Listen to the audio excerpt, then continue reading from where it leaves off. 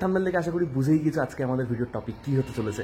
Tropical hospital related এটা আমার 3 নম্বর video. এর আগেও আমি 2টো ভিডিও বানিয়েছিলাম। তোমরা যারা যারা আগের 2টো ভিডিও দেখোনি, ডেসক্রিপশনে লিঙ্ক দিয়ে দেবো, তোমরা সেখান থেকে চেক আউট করে নিতে পারো।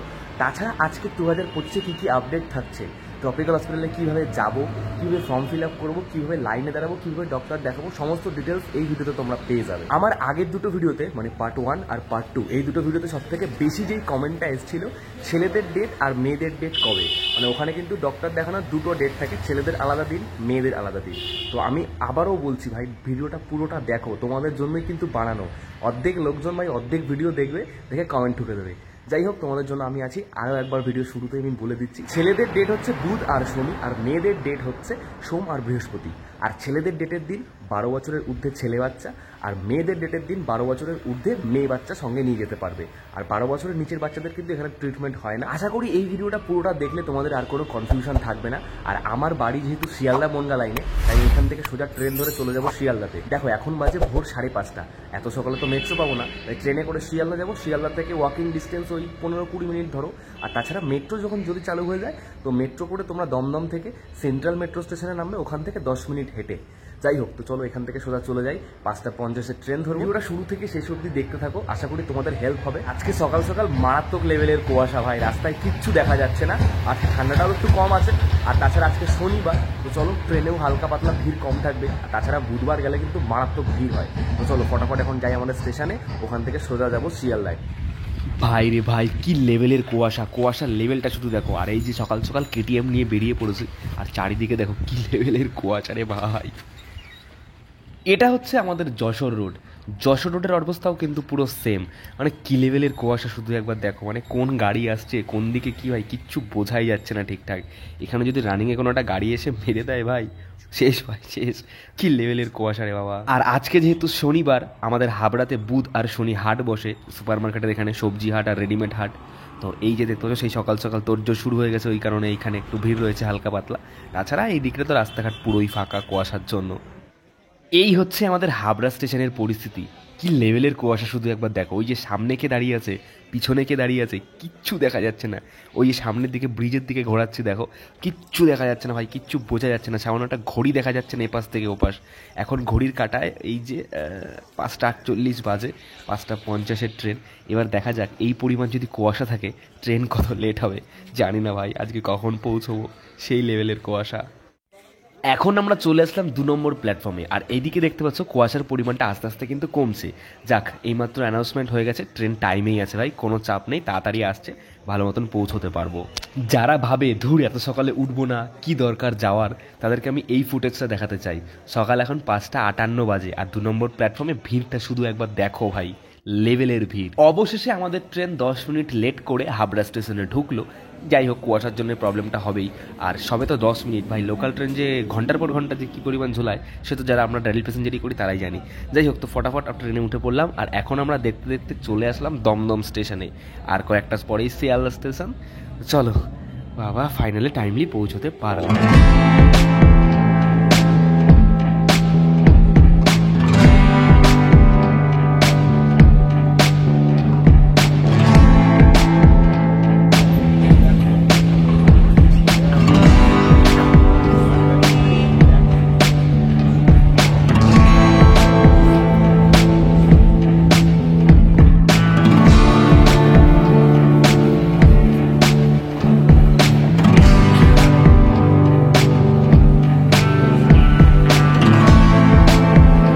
ফাইনালি আমরা পৌঁছে গেলাম শিয়ালদা স্টেশনে। এই যে দেখতে পাচ্ছ, একটা ফাঁকা বেঞ্চ পেয়েছি আর টুক করে বসে পড়েছি ভাই।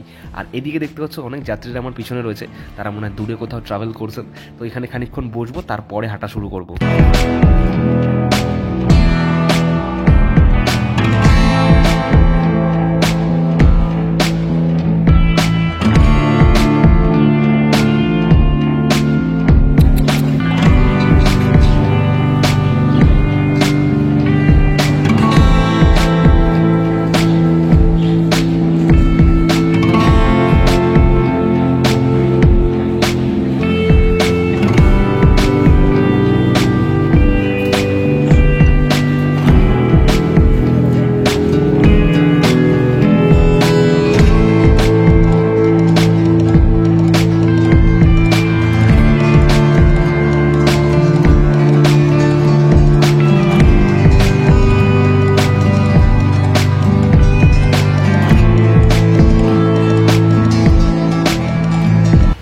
সকাল এখন আমরা হাঁটতে হাঁটতে যাচ্ছি ট্রপিক্যাল হসপিটালের দিকে। আজকে আমার পার্টনার সৈকত, দুই ভাই মিলে আজকে যাচ্ছি ট্রপিক্যালে। এর আগের দুবার এসেছিলাম, একাই গেছিলাম, আর এইবার পার্টনার পেয়ে গেছি। কারা বলে ভাই কলকাতার রাস্তায় নাকি ট্রাম পুরোপুরি বন্ধ হয়ে গেছে?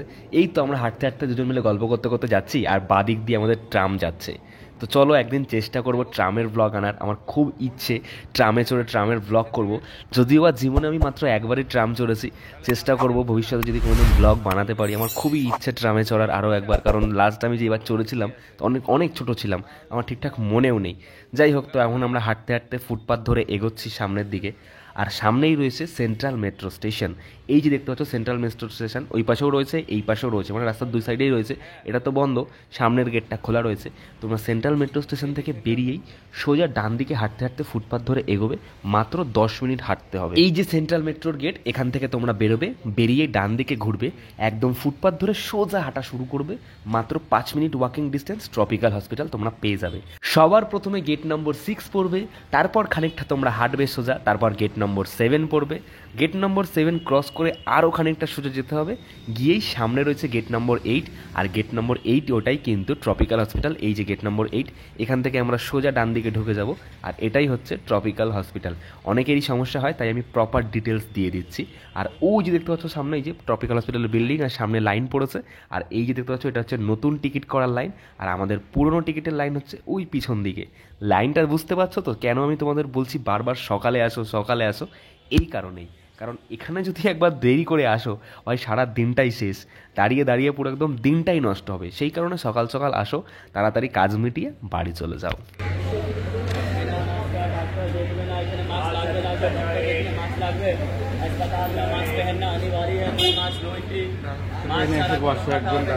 এই ঢ্যামনা কাকুর মার্কেটিংটা শুধু একবার দেখো, কি সুন্দর ভাওতা দিচ্ছে।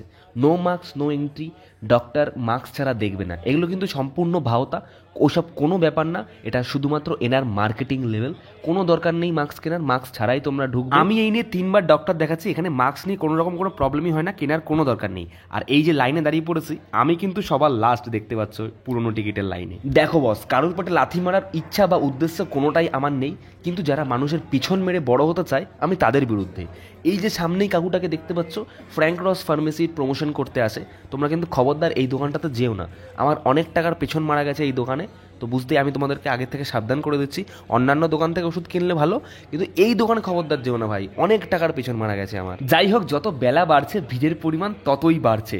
আর এই যে দেখতে পাচ্ছ সাইডে একটু বসে রয়েছি ভাই, 1 ঘন্টা দাঁড়িয়ে পুরো কোমর ব্যথা হয়ে গেছে, তাই এখানে একটু দাঁড়িয়ে রয়েছি হাতে প্রেসক্রিপশন নিয়ে। আর আমাদের লাইন টুকটুক টুকটুক করে এগোচ্ছে, জানি না ভাই কতক্ষণ পর গিয়ে পৌঁছবো ভাই।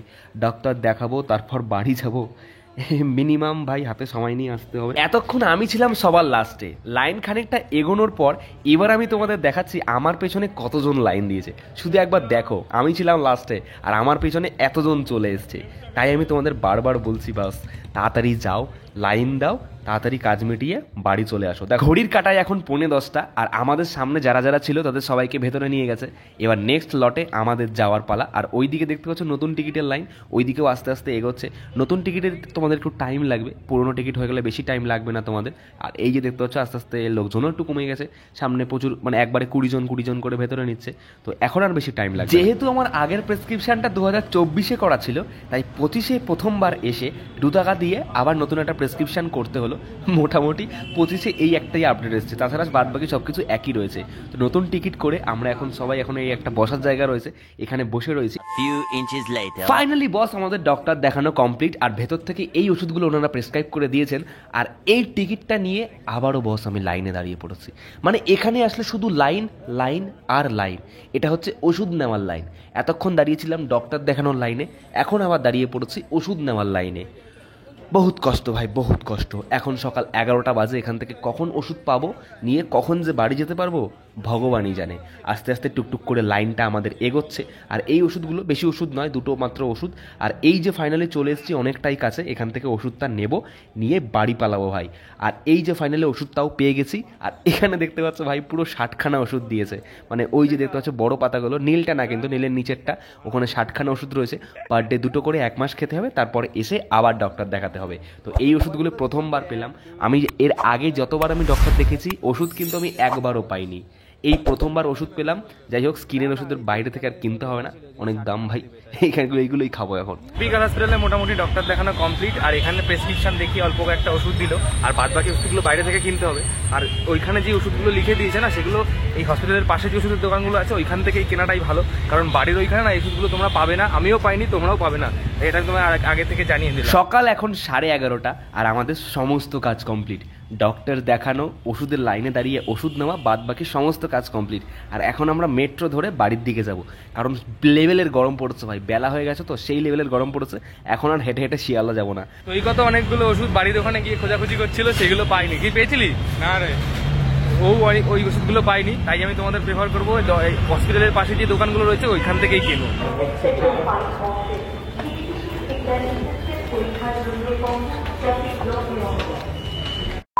ঘড়ির কাটায় এখন দুপুর 1:30, আর বাড়িতে এসে ফটাফট ফ্রেশ হয়ে নিলাম, অনেক তাড়াতাড়ি কাজ মিটিয়ে বাড়ি চলে আসতে পেরেছি। এই জন্যই আমি তোমাদের বলেছিলাম তোমরা তাড়াতাড়ি যাবে, তাড়াতাড়ি কাজ মিটিয়ে তাহলে বাড়ি আসতে পারবে। আর ভিডিওটা যদি একটু হলেও তোমাদের হেল্পফুল হয় তাহলে অবশ্যই একটু শেয়ার করে দিও, কারণ অনেক মানুষের ট্রপিক্যাল হসপিটাল নিয়ে অনেক রকম কোশ্চেন থাকে, কোয়ারিজ থাকে, তারাও একটু সাহায্য পাবে। আর তাছাড়া তোমরা যারা নতুন আছো ফটাফট চ্যানেলটাকে সাবস্ক্রাইব করে পাশে থেকে যাও। দেখা হবে পরের কোনো ভিডিওতে নতুন কোনো টপিক নিয়ে।